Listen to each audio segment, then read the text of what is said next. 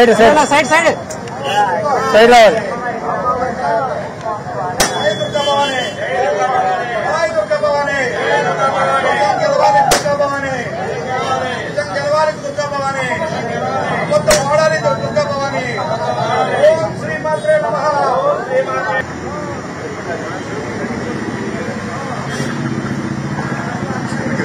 అమ్మ కనకదుర్గమ్మ సాక్షిగా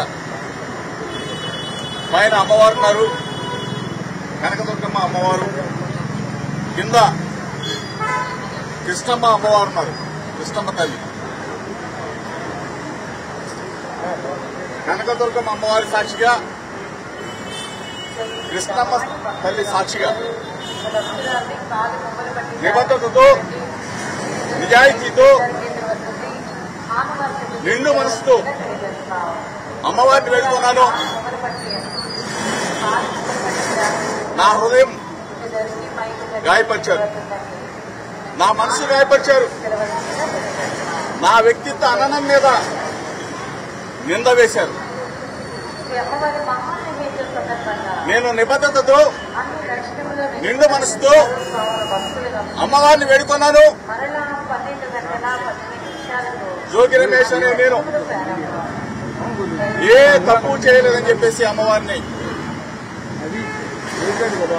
నేను ఏ తప్పు చేయనని చెప్పేసి, చేయను కూడా అని చెప్పేసి అమ్మవారి సాక్షిగా చెప్తా ఉన్నా. నా మీద నింద వేసినా, నా వ్యక్తిత్వ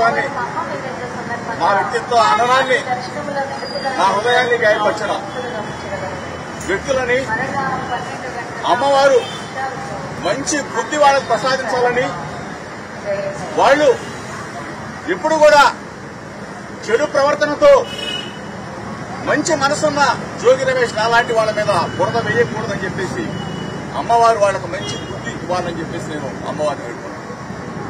గత 10 రోజులుగా చెప్తా ఉన్నా, మీడియా మిత్రుల సాక్షిగా చెప్తా ఉన్నా, రాష్ట్ర ప్రజలందరికీ చెప్తా ఉన్నా, జోగి రమేష్ అనేది నేను ఎప్పుడు ఏ తప్పు చేయలేదు, చేయనని చెప్పేసి నేను గౌరవ ముఖ్యమంత్రి చంద్రబాబు నాయుడు అడిగా, గౌరవ ముఖ్యమంత్రి కొడుకు నారా లోకేష్ అడిగా, వేడుకొండల సాక్షిగా తిరుమల రమ్మని అడిగా, అమ్మ కనకదుర్గమ్మని అడిగా. లేదు కాడుతూ పోవడంటే మీ ఇంటికి వస్తానని చెప్పా, లేదు అంటే లైట్ డిటెక్షన్ టెస్ట్ కి రెడీ అని చెప్పేశా, లేదు అంటే నార్కో ఎనాలిసిస్ టెస్ట్ కి రెడీ అని చెప్పేశా. ఈ రోజు దేనికి కూడా స్పందన లేని ఈ ముఖ్యమంత్రి కొడుకు మీరు చూశారు.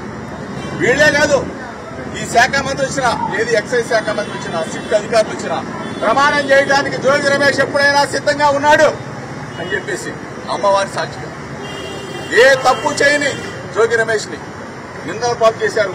మీరే వచ్చి అమ్మవారి సాక్షిగా జోగి రమేష్ మీద మేము తప్పుడు మాటలు మాట్లాడామని చెప్పమని చెప్పేసి మీడియా మిత్రుల సాక్షిగా అడుగుతా ఉన్నా.